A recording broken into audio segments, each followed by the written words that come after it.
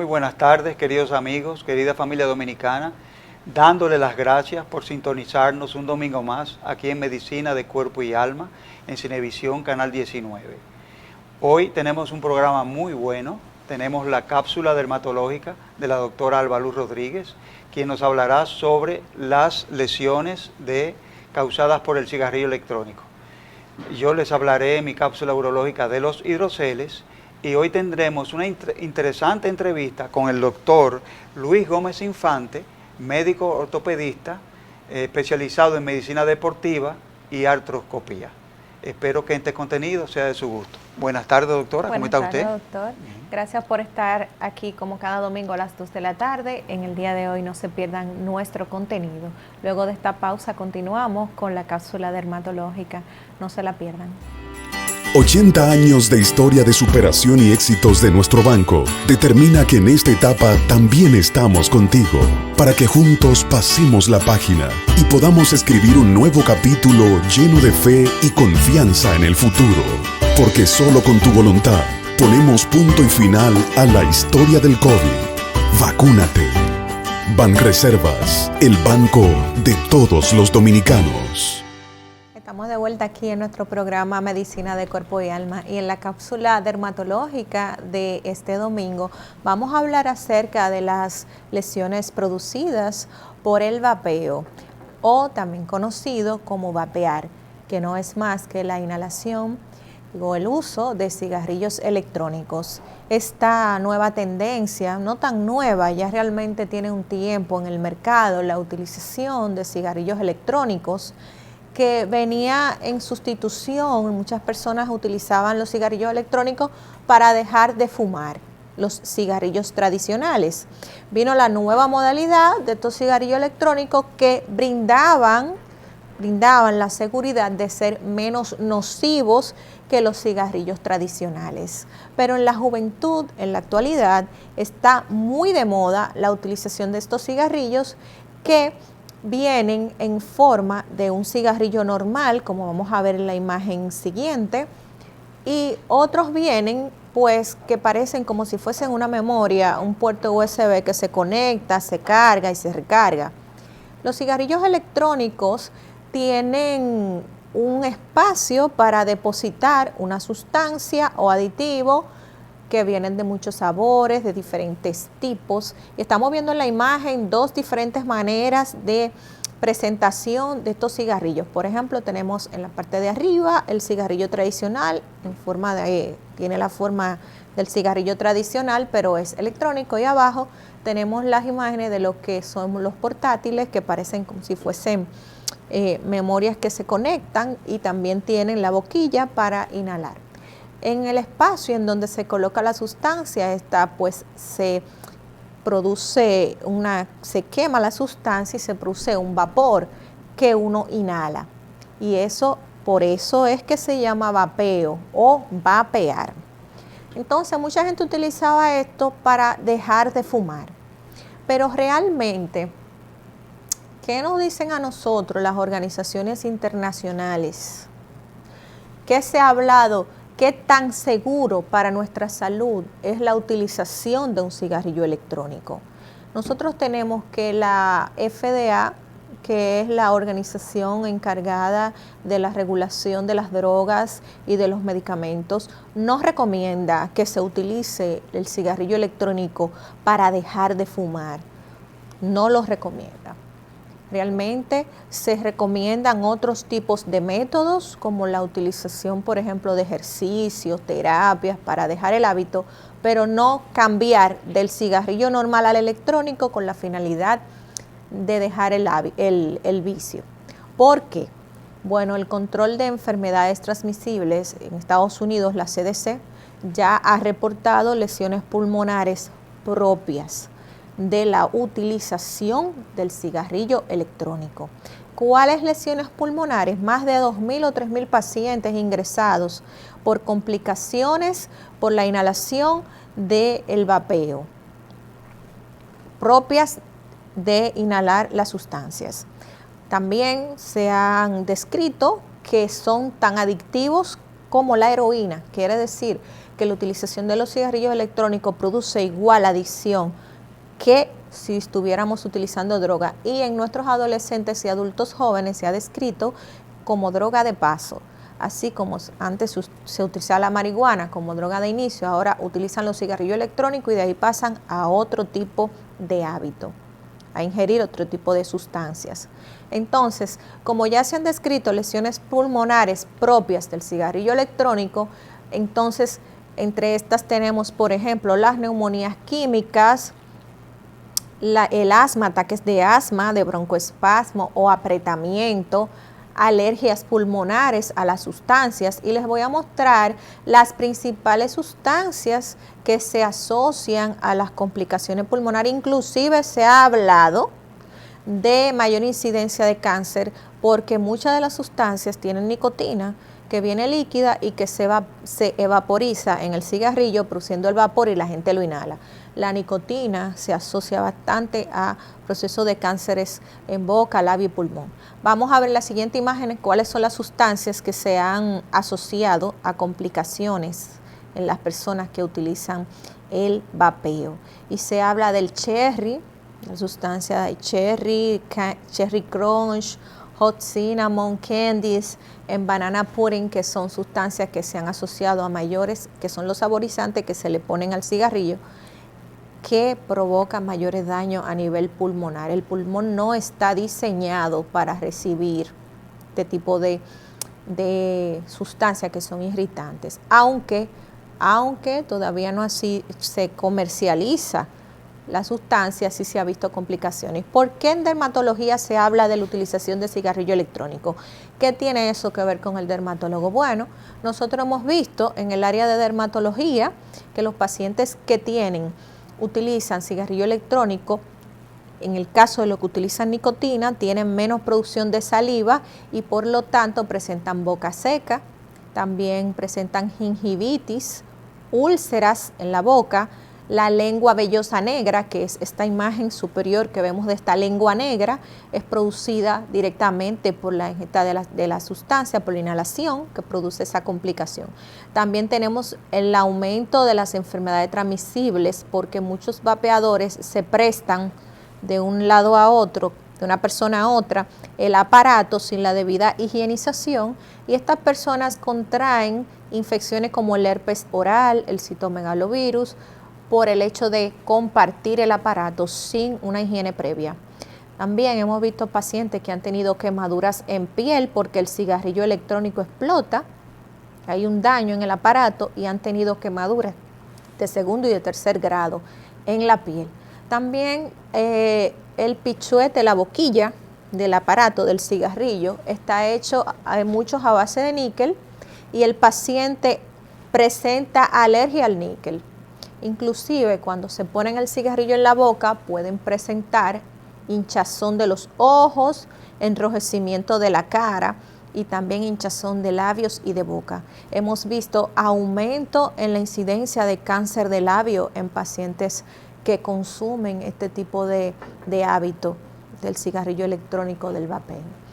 Y también hemos visto mal aliento, halitosis o aliento del fumador. Asimismo, como hemos visto eso en pacientes que fuman cigarrillo normal, lo vemos en pacientes que utilizan el cigarrillo electrónico. Entonces, no es tan noble la utilización de este hábito. Sí sabemos que se asocia más a cáncer del pulmón el cigarrillo normal que el cigarrillo electrónico, pero no por eso no deja de ser nocivo para la salud esta práctica. Los organismos internacionales, que es por lo que nosotros nos regimos, por lo que se publica, no recomiendan, principalmente en los adolescentes y adultos jóvenes, la utilización de este método porque es altamente adictivo y produce daño a la salud. Así que ya ustedes saben que tenemos que tener cuidado al consumir estas sustancias porque aparte de las lesiones pulmonares, también produce picazón en los ojos, tos, alteraciones cardiovasculares. Hay pacientes que han perdido inclusive la vida por una neumonía química, por una ingesta de una de estas sustancias. Y en el mercado hay muchísimas sustancias que se utilizan para quemarse en el cigarrillo electrónico y uno no sabe cuál va a ser la reacción del organismo, principalmente del pulmón, al exponerlo a ese vapor que producen estas sustancias. Si usted desea dejar de fumar, existen otros métodos para dejar de fumar, y si va a iniciar el hábito de consumir este tipo de cigarrillos electrónicos, porque eso está de moda. Hay tiendas que venden todos estos cigarrillos y la gente ya anda con su vaporizador encima y su vapeo. Tener siempre en cuenta que tiene que tener una buena higiene bucal, visitar al odontólogo, y ante cualquier rash en cara o edema de los ojos, de la boca, puede ser una alergia al níquel, que es al aparato. Si presenta manifestaciones pulmonares, visitar un neumólogo. Hasta aquí mi cápsula dermatológica del día de hoy. Sigan con nosotros en Medicina de Cuerpo y Alma. Luego de la pausa viene mi compañero, el doctor Estrella, a hablarnos sobre lo que es el hidrocele, y no se pierdan la entrevista con nuestro invitado de hoy, el doctor Luis Gómez Infante, hablándonos sobre las lesiones de rodilla en los deportistas. Luego de esta pausa volvemos. Ciudadana. Por considerarlo de gran importancia, el presidente de la Cámara de Diputados, Alfredo Pacheco, asistió a una reunión de la Comisión Especial creada para estudiar el proyecto de ley especial transitoria para la terminación de obras inconclusas y de alta prioridad depositado por el Poder Ejecutivo. Mientras que la Comisión Especial de Evaluación a los aspirantes a Defensor del Pueblo conoció el informe sobre las ternas devueltas por el Senado. Cámara de Diputados de la República Dominicana. Muy buenas tardes. Hoy en nuestra cápsula urológica tendremos el tema de los hidroceles. Hidrocele no es más que la acumulación de un líquido cristalino en una cavidad del cuerpo. En este caso se habla de que es en el testículo, dentro del escroto. Ustedes saben que el testículo se forma debajo del riñón. El riñón, cuando se forma, no está tan alto. Cuando somos un embrión no está tan alto, está en el medio de la distancia del abdomen y la pelvis. Pues debajo del polo inferior del riñón se forma el testículo. El testículo está recubierto de una membrana peritoneal. Tiene una capa parietal y una capa visceral. La capa visceral es la que está adherida al testículo. Pues este testículo sube, el testículo baja hasta la cavidad escrotal acompañado de esa capa vaginal. Y el riñón sube hasta el área lumbar donde se queda fijo. Pues en el testículo esta capa produce un líquido, en la capa vaginal y que tiene la parte visceral y la capa parietal, secreta un líquido que mantiene el testículo lubricado para evitar los traumatismos. Es decir, que cuando tenemos un trauma escrotal, en vez del testículo chocar de frente con ese obstáculo, el testículo que hace es que resbala y se va. Ese líquido, existe una dinámica, existe un equilibrio de una cantidad de líquido que es secretada diariamente y otra cantidad que es reabsorbida. Pues cuando se forma el hidrocele, quiere decir que esa cantidad de líquido es mayor que la cantidad de líquido que se produce, es mayor que la cantidad de líquido que se reabsorbe. ¿Cuáles son las causas por las cuales esta cantidad de líquido puede aumentar dentro del escroto y formar un hidrocele, que es una estructura, una entidad muy conocida por los hombres? Ese aumento grande de una área del escroto, que puede ser unilateral o bilateral, de un lado o de los dos lados. Pues, ¿cuáles son las causas que pueden causar este aumento en la producción de líquidos? Primero, los traumas. Como su nombre lo dice, cualquier golpe, cualquier laceración en el testículo va a producir un aumento de líquido. Acordémonos que este líquido no es más que un mecanismo protector del testículo, y cuando hay una injuria, una lesión en el testículo, ya sea traumática o infecciosa o una inflamación de por sí, va a haber un aumento de líquido, pero no es más que una reacción del organismo para proteger ese testículo. Ahí vemos en esta foto un testículo transiluminado. ¿Cómo sabemos si es sangre, si es líquido, si es una hernia, si es un varicocele? Bueno, cuando es solamente un hidrocele, se pone así bien transiluminado, parece una bombillita. Eso se llama transiluminación, ese es el escroto de un niño, luego mencionaremos esto. Pues, ¿qué otras causas hacen que el testículo aumente su tamaño por una retención de líquido? Las infecciones. Tenemos la epididimitis, la orquitis de por sí. Generalmente los organismos más frecuentes son la Escherichia coli, la Proteus murgani, las clamidias y muchas otras enfermedades transmitidas por el sexo. Las hernias, las torsiones testiculares, los mismos tumores testiculares pueden cursar con hidrocele. El hidrocele es muy frecuente en los dos extremos de la vida. Al nacer, sobre todo en niños prematuros, son muy pronos a nacer con el hidrocele. En niños se ve una variante de hidrocele que se llama un hidrocele comunicante. ¿Qué quiere decir eso? Bueno, cuando el testículo baja al escroto por el conducto peritoneo vaginal, que ese vaginal, esa capa de mesenterio no se llama, de peritoneo, no se llama a nivel escrotal peritoneo, sino que se llama vaginal, no tiene nada que ver con la vagina. Será porque contiene el testículo. Pues esta capa vaginal se inflama y produce líquido. Ese líquido también puede desaparecer en el primer año de vida. En los niños, por eso, los hidroceles sencillos, que no causan ningún problema, pueden observarse hasta el primer año de vida porque tienden a desaparecer. El hidrocele comunicante, por otra parte, es más difícil que desaparezca porque es que el conducto por donde baja el testículo, que debería sellarse, no se sella y se queda abierto. Entonces, ese líquido no es posiblemente líquido escrotal, sino líquido peritoneal que baja hasta el escroto. Podría cerrar, pero muchas veces hay que reparar este hidrocele y también reparar el conducto peritoneo vaginal, cerrarlo, ya que esto puede causar una hernia indirecta en el niño y tener que operar a posteriori una hernia más grande. Los hidroceles en los adolescentes y hombres jóvenes casi siempre están causados por traumatismos e infecciones.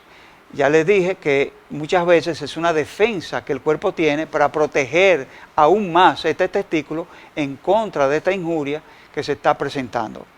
Mucha gente los observa porque luego que tú tratas la injuria con hielo, descanso, un suspensorio, este hidrocele puede irse reabsorbiendo paulatinamente. Si no se reabsorbe completamente, podría entonces tener que ser operado. Muchas veces también queda siempre un poco de líquido remanente, que no es problema. También tenemos el hidrocele espontáneo en la edad adulta, en los mayores de 45, a partir de los 45 o 50 años, que es bastante frecuente. Estos hidroceles se les llama idiopáticos y se forman por un desequilibrio que se produce en la capa vaginal, que no es nada más que el peritoneo. ¿Qué podría influir? Se habla de un problema degenerativo de esta capa, donde células que están encargadas de reabsorber ese líquido irían desapareciendo con leve envejecimiento y entonces las células que producen ese líquido podrían seguir produciéndolo. Se habla de trastornos hormonales, se habla de trastornos inflamatorios crónicos, no sabemos, pero este hidrocele no desaparece en personas mayores y generalmente tienen que ser tratados, quirúrgicamente me refiero. Tenemos que tener en cuenta siempre que detrás de un hidrocele pueden haber otras causas en niños, en adolescentes, en hombres jóvenes, en hombres maduros y en hombres ya de edad avanzada.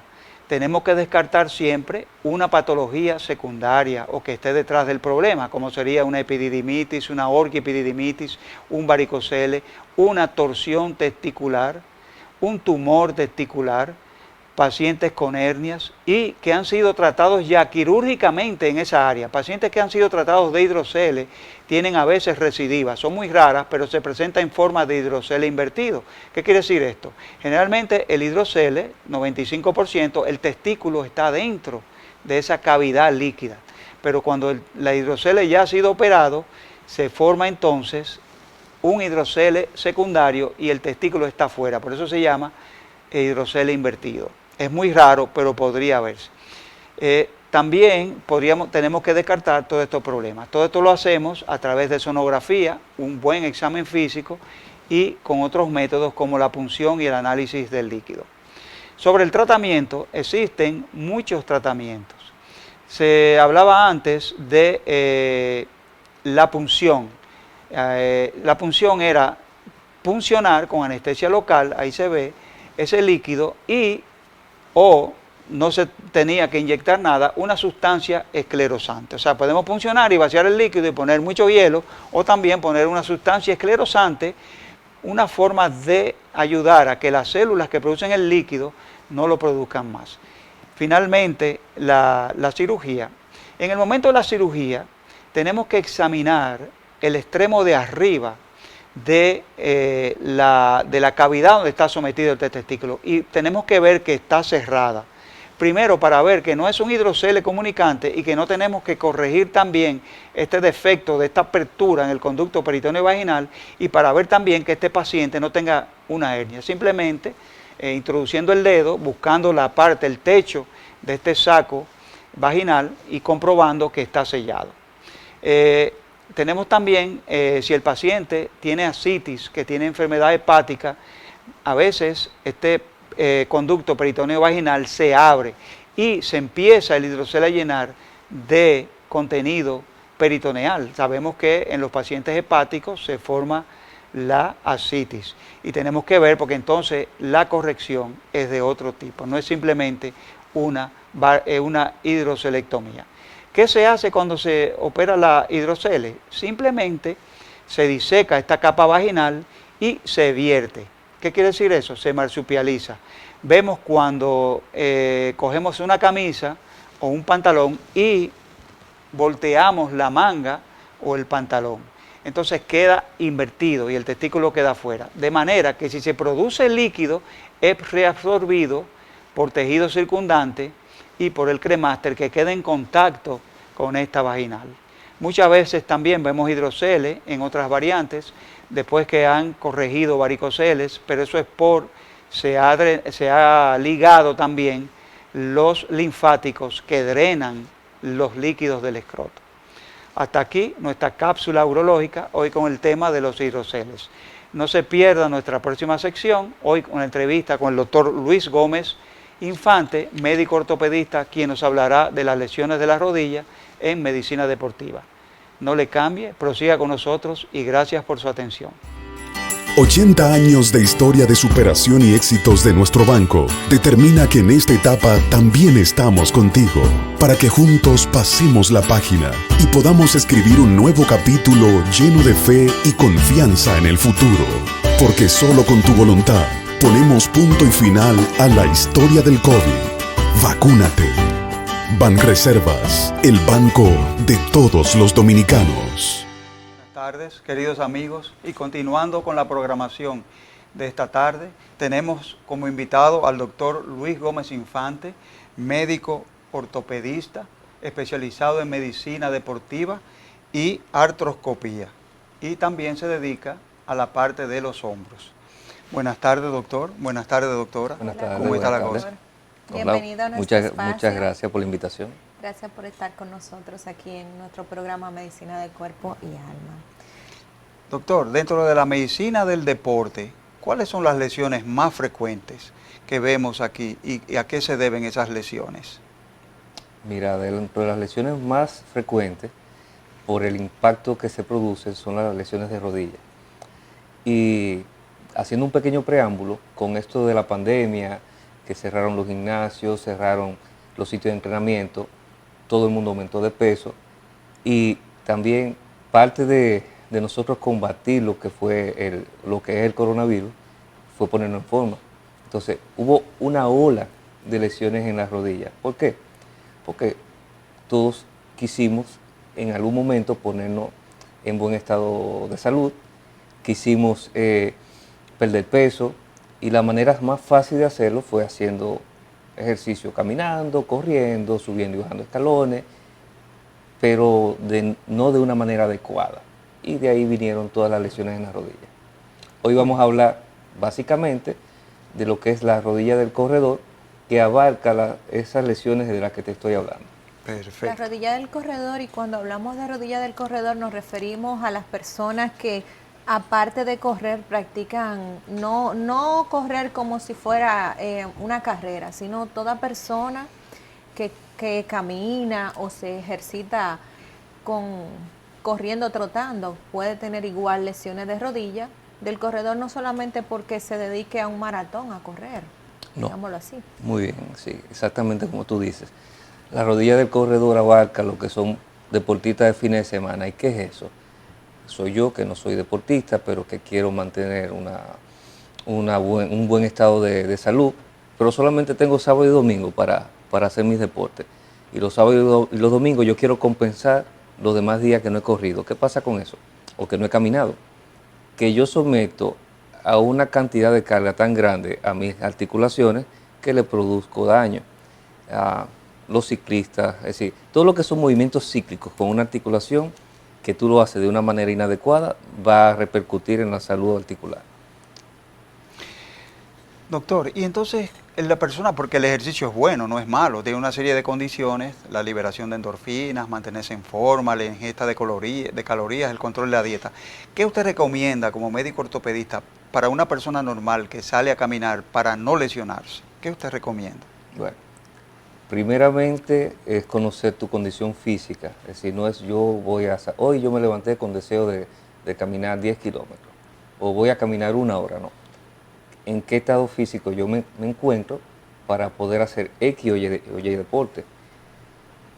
Nosotros tres tenemos diferentes condiciones y biomecánica y biología. Es decir, tú eres mujer, yo soy más bajito, usted es más fuerte, y así mismo son las articulaciones.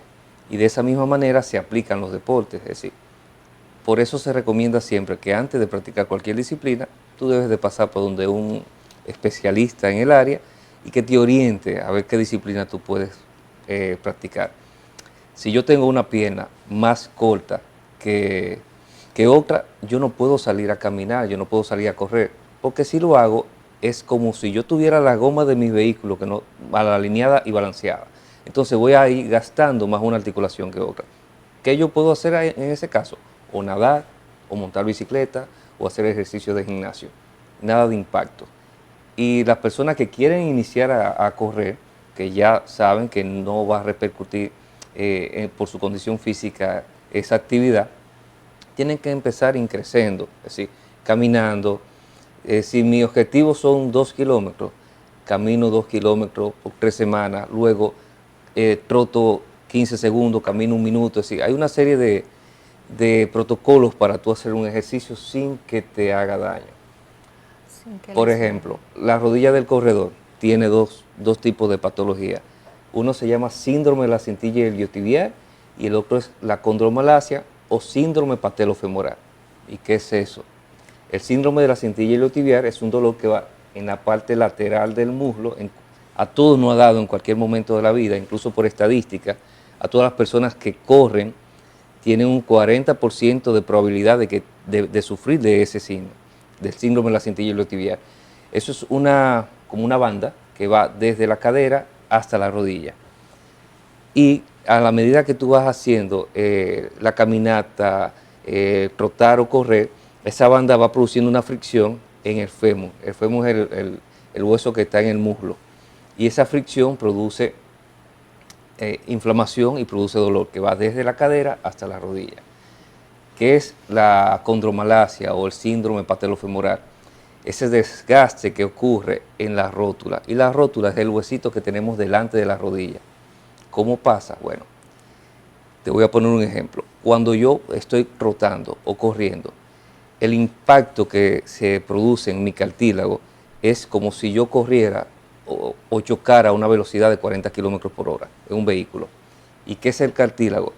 Es lo que me recubre el hueso y eso me le da lisura a los movimientos. Es decir, es la superficie lisa que tiene la articulación para que los movimientos sean suaves y no exista fricción. La condromalacia o síndrome patelofemoral es el desgaste de ese cartílago.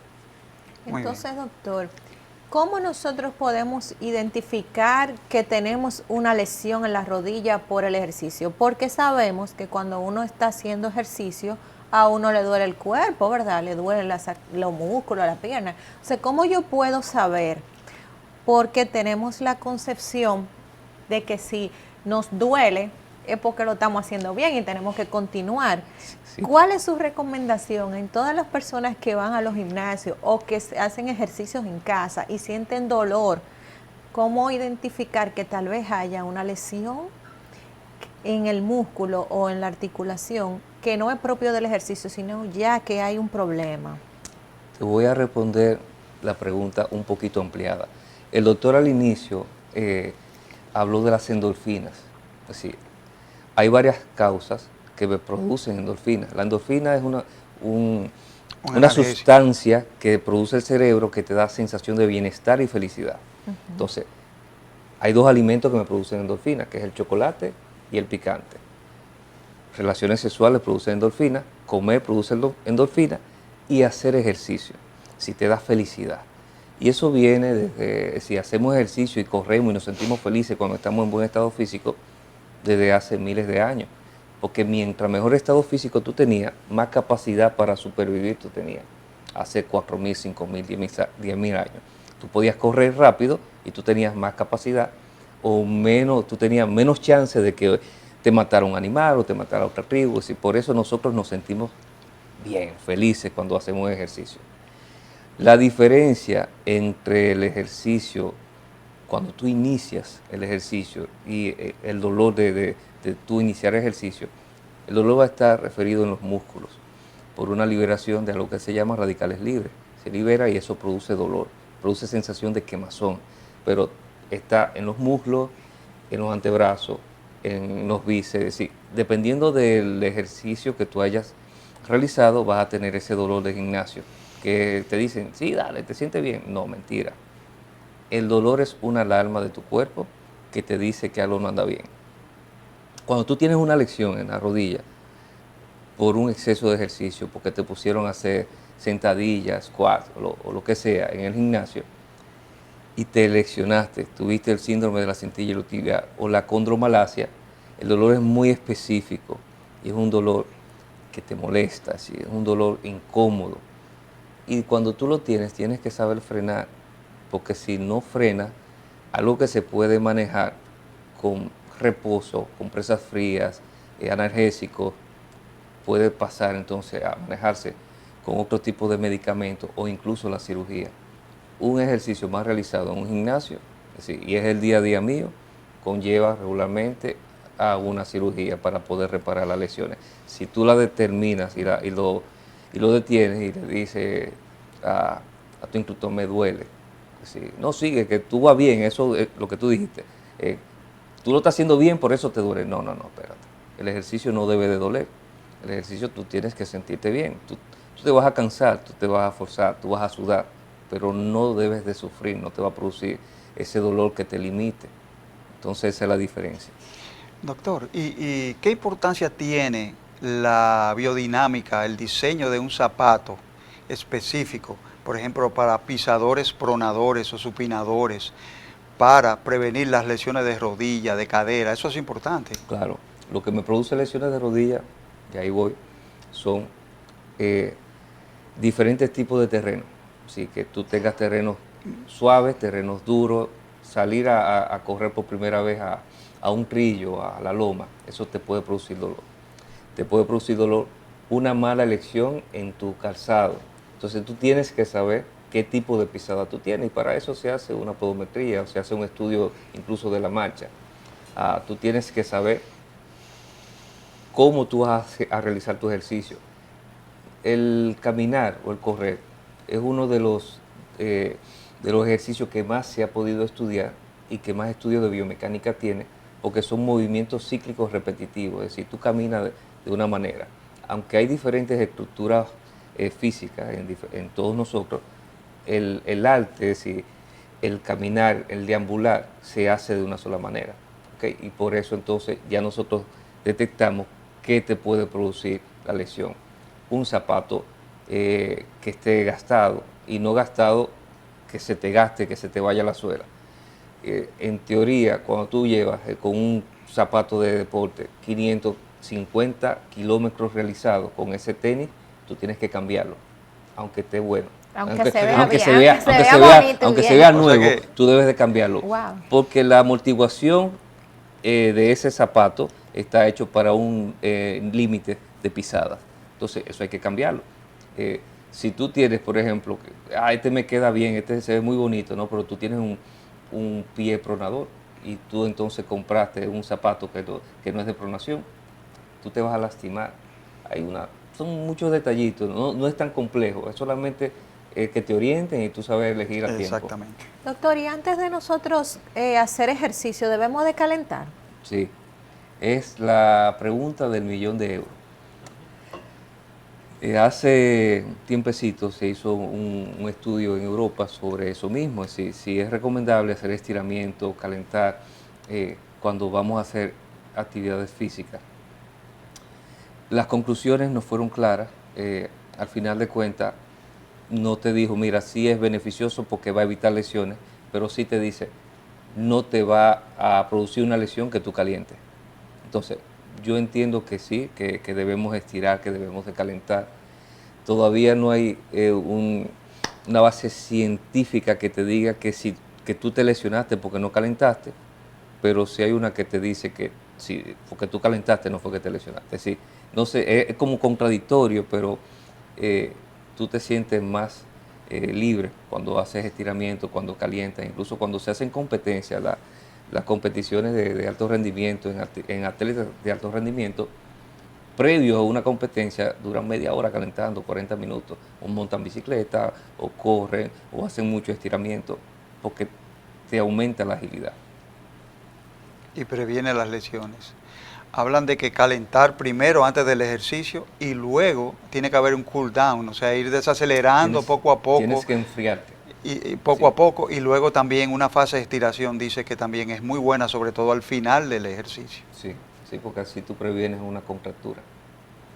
O sea, estirarnos después de que hicimos el ejercicio. Estirar el músculo. Sí, Sí. eso es lo que dice el doctor, el cool down, es decir, eso es enfriarte, cuando tú No parar de golpe. no frenar de golpe, tú estás montando bicicleta, hiciste 50 kilómetros, los últimos 3 kilómetros tú no debes hacerlo a una velocidad de 20, 30, 40 kilómetros por hora, tú tienes que ir suavecito ya, enfriando tu musculatura.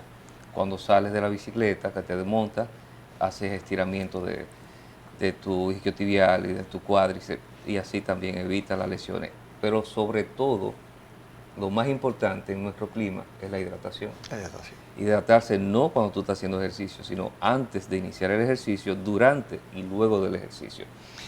Cada 15 o 20 minutos de tu ejercicio tú tienes que hidratarte. Pensando en eso que usted dice, doctor, y corroborando con usted, científicamente se ha demostrado, por ejemplo, porque tenemos un líquido que se llama líquido sinovial, que lubrica el roce, ayuda, aparte del cartílago, ayuda al roce. ¿Puede la deshidratación influir de que tengamos poco líquido y no haya una lubricación adecuada y que nos lesionemos más fácilmente? No, pero sí te puede dar puedes tener una ruptura de los ligamentos a nivel de los músculos y a nivel muscular se puede producir desgarros por la deshidratación. No hay tanta elasticidad. El cuerpo necesita retomar ese líquido de un sitio, entonces lo toma de donde tiene, por eso tú ves que las manos se te arrugan a veces y tú te sientes débil. Con lo del líquido sinovial, que es el lubricante normal de nuestras articulaciones, ayuda a nutrir el cartílago, ayuda a que los movimientos sean suaves, ayuda a disminuir el impacto. Cuando tú caminas, y yo siempre le pongo de ejemplo a los estudiantes, imagínate que la rodilla, tú estás caminando, pero imagínate que esa rodilla es la pista de patinaje, una pista de patinaje de hielo. Y la fricción que se ejerce en cada marcha, en cada paso, es la misma fricción que ejerce el patín cuando tú frenas. Entonces tú ves que cuando frenan esos patinadores, levantan unas esquilas de hielo. Esa misma fricción se somete en la rodilla. Es decir, cuando tú caminas, el peso tuyo, de tu cuerpo, aumenta en 8 a 9 veces en las articulaciones, en la rodilla. Sí, eso tiene que soportar. Por eso es que cada deporte tiene que ser como adecuado para cada persona. Si yo tengo problemas de la rodilla, si tengo problemas de la cadera, monto bicicleta, hago elíptica, nado. Es decir, yo voy a dirigir mi deporte para que me haga bien, no para que me haga mal. De acuerdo a mi condición. De acuerdo a mi condición física. Otras cosas que vemos también luego de un ejercicio intenso o traumas es el de como una especie de derrame sinovial. Se infla la membrana sinovial y vemos esas rodillas muy grandes, llenas de líquidos. Y entonces también hay artritis, sinovitis séptica por infección. ¿Qué tan frecuente es eso, doctor? Ok. La sinovitis, que es la inflamación de los sinoviocitos y la hidroartrosis, que es el aumento del líquido sinovial en la rodilla, se produce siempre por una causa mecánica. Si tú tienes una causa, un problema principal X, y eso produce aumento del líquido sinovial, es decir, el derrame articular. ¿Por qué pasa? Sí, nosotros, papá Dios nos hizo muy perfecto, y la rodilla tiene los productores de líquido sinovial. Entiende que hay un fallo mecánico y que necesita más lubricación, porque no está haciendo una buena mecánica de movimiento y produce más. Pero ese líquido sinovial está en un sitio cerrado. ¿Y para dónde se va? Para ningún sitio. Inflama. Entonces se produce la inflamación. La artritis séptica siempre es debido a una infección. Es decir, a una infección que puede ser viral, bacteriana, cualquier cosa. Y regularmente o viene de otro sitio o es cerca de algún sitio cercano a la rodilla. Inclusive las infecciones de piel. Producen. Por contacto, por directo, baja inclusive articulación. Doctor, en los niños, en nuestros hijos, ahora en las vacaciones y eso, y cuando nosotros pensamos poner un niño en algún deporte, ¿cuáles son los deportes que más lesionan? Te voy a arreglar no te voy a arreglar la pregunta, pero te la voy a responder de otra manera. Ningún deporte debe de lesionarte. Si tú no orientas al deportista a hacer un deporte de manera adecuada, cualquier deporte te puede lesionar. Es decir, el niño tiene que hacer lo que le guste. Si tú no puedes limitarlo, y eso es un tema muy profundo. Si yo vivo en un tema de fuerza con los padres y los niños, porque a veces los padres, en niños que son muy sobresalientes con su deporte, llevan a lesionarlo por exceso de deportes, por exceso por las malas prácticas, porque tiene un entrenador que no lo orienta de manera adecuada, y ahí vienen las lesiones. Es decir, ahorita estábamos hablando de que por qué el crecimiento duele en los niños. Es decir, cuando están creciendo no debe de doler. Simplemente, si tú tienes un niño que hace mucho deporte y excede las cantidades de horas por semana, las fisis, es decir, las líneas de crecimiento del niño se van a desprender un poquito y produce dolor, regularmente en la rodilla. En las rodillas. Pero yo entiendo que todo deporte se debe practicar de manera segura, sin necesidad de lesionarse.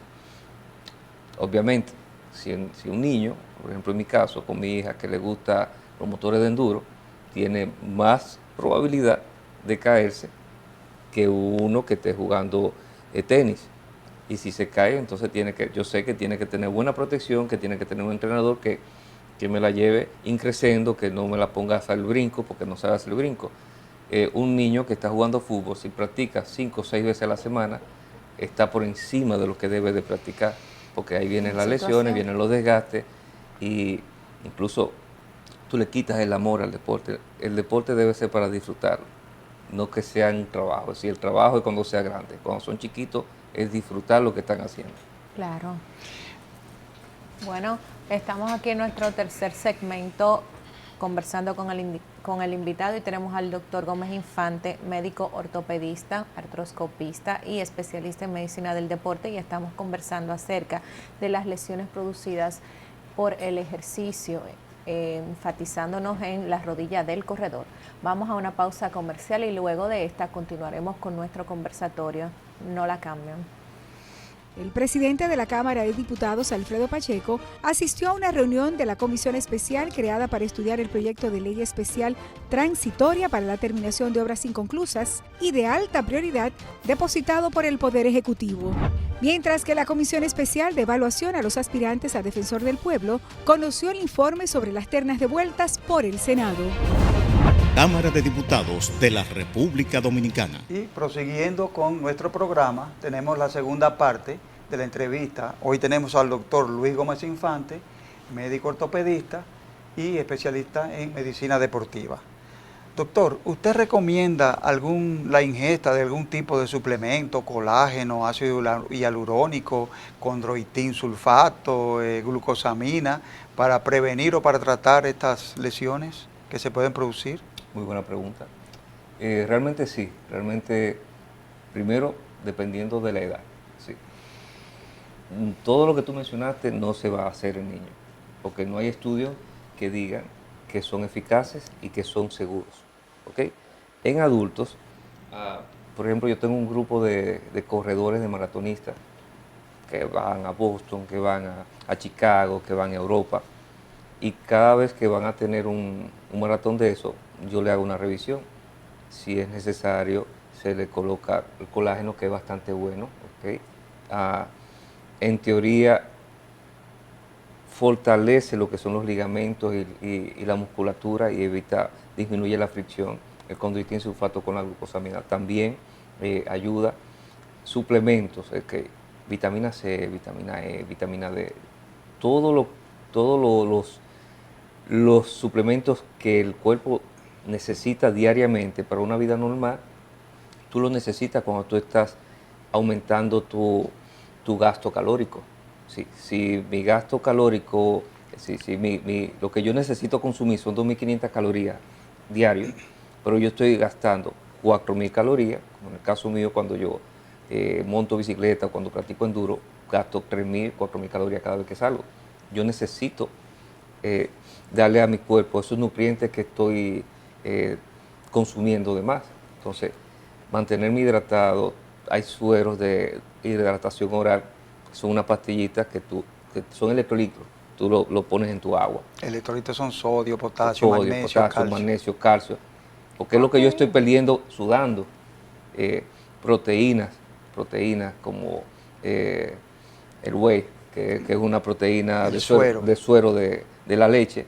Eso me ayuda a mantener mi masa. Y es muy importante, nosotros los viejitos, cuando pasamos de 38 años, empezamos a perder masa muscular. Y la manera de no perderla es ayudándonos con eso mismo, con el suero, con las vitaminas, haciendo ejercicio, comiendo bien, es decir, carne, queso, leche. Si tú necesitas una dieta balanceada, ayuda de ejercicio y tus suplementos deportivos. Muy bien, excelente. Doctor, ¿y las articulaciones se degeneran con la edad? Sí, claro. ¿De forma natural? De forma natural, como yo me estoy quedando calvo y como se me están plegando la cara, sí, eso es natural. Como yo envejezco por fuera, envejezco por dentro. Ahora bien, yo puedo ayudar, como tú que eres dermatóloga, a que esa deshidratación de la piel sea más lenta o a que las arrugas salgan más tarde. Yo puedo ayudar a que mis articulaciones me duren más tiempo sin dolor. Es decir, yo tengo artrosis, que es el desgaste de las articulaciones en personas jovencitas de 20 años, pero tengo personas de 75, 80 años que corren sin ningún tipo de dolor. Entonces, tú tienes que ayudar un poquito. Ya la medicina está muy avanzada como para nosotros no utilizar las armas que tenemos para tener una vida plena. Entonces, sí podemos ayudar a que eso no sea así como tan fuerte. Sí, y discapacitante a muchas personas. Claro. Muy discapacitante. Que puede llegar entonces el paciente a tener que recurrir a, inclusive le ponen trasplante aquí de rodilla. ¿No? Sí. Que la degeneración articular del cartílago conlleva un intento de reparación del organismo que a veces hace más daño que bien y congela la articulación, lo que pasa en la cadera muy típicamente. Yo que fui operado de cadera. Lo que pasa es que el cartílago se daña. Ese daño si se desgasta completamente y llega a algo que se llama hueso subcondral. El hueso subcondral quiere crear como un cartílago superficial y crea más hueso. Y entonces eso va pasando y se va deformando y van saliendo unos huesitos finitos que se llaman osteofitos. En el caso de la rodilla se va poniendo plana, se deforma, salen como piquitos. En el caso del hombro yo le digo a mis pacientes que parece como una barquilla con un cono, con una bola arriba y se va derritiendo. Eso es lo que va pasando, se va desgastando. La manera mejor de evitar ese desgaste es cuidándola. Si por ejemplo, si yo soy un deportista que corro 30 kilómetros todos los días, yo sé que mis articulaciones, por lo que le expliqué ahorita de la fricción, no van a llegar óptimas cuando yo tenga 60, 70 años. Es como la goma de un carro que ahorita te puse el ejemplo. Si yo tengo una goma de un carro nuevecita, el carro es 2020, pero yo todos los días viajo de Santo Domingo a Montecristi, se van a gastar más rápido que el carro 2020 que solamente anda aquí en Santo Domingo. Eso pasa con las articulaciones, ese es el problema. Es interesante porque es importante mantener la salud de sus articulaciones. Doctor, usted es artroscopista. ¿En qué se basa este tipo de procedimiento? La artroscopía es una cirugía mínimamente invasiva que consiste en que se hace en el orificio de 0.5 milímetros, incisiones pequeñitas, se introduce una cámara a la articulación que tú vas a operar, en este caso sería una rodilla, se introduce una cámara a la rodilla, se ve la articulación por dentro, se ven las lesiones, como en este caso que podemos ver una lesión del cartílago, es una lesión contra el grado 3-4, donde hubo que reparar esa lesión. Precisamente ese paciente es un deportista y practicando CAI hizo una torsión de la rodilla, se lesionó uno de los ligamentos de la rodilla y se lesionó también el cartílago. Eso se reparó y el paciente volvió a su práctica de deporte. ¿Cuáles son las ventajas de una cirugía artroscópica? Bueno, que yo magnifico la imagen, es decir, primero no tengo sangrado, segundo magnifico la imagen, puedo ver lesiones que aunque parezcan muy pequeñitas en una resonancia, son muy importantes a nivel de la articulación y puedo repararlas. La recuperación a corto plazo es más rápida, el paciente tiene menos dolor, porque no tiene incisiones grandes, no tiene suturas grandes y se puede puede volver a su vida cotidiana y útil más rápido. O sea que después de una artroscopía por una lesión, el paciente después que se recupera puede volver a hacer su vida normal. Sí, prácticamente normal. El tiempo de recuperación varía de cada individuo. Así que siempre se lo digo a mis pacientes cuando lo voy a operar. A mí una gripe me puede durar 6 días, a ti te puede durar 2 días. Una herida en mi mano puede sanarse en 7 días, tal vez se te sana en 4 días. Va a depender de la capacidad de tu biología para cicatrizarte.